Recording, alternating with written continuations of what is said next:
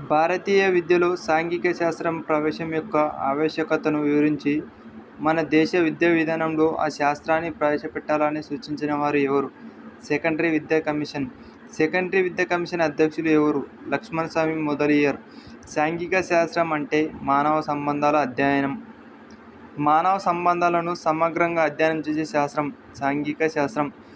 పాఠశాల విద్యా ప్రణాళికలో ఏ శాస్త్రం చేర్చడం వల్ల మానవ సంబంధాలు అధ్యయనం ఏర్పడింది? సాంఘిక. విద్యార్థులలో సాంఘిక శిక్షణ ఇవ్వడానికి ప్రవేశపెట్టిన పాఠ్యాంశం ఏది? సాంఘిక శాస్త్రం. విద్యార్థులతో సమాజంలో పరిచయం పెంచి దీనివల్ల మంచి పౌరులుగా తయారు చేయడం అనేది ఏ శాస్త్రం? సాంఘిక శాస్త్రం.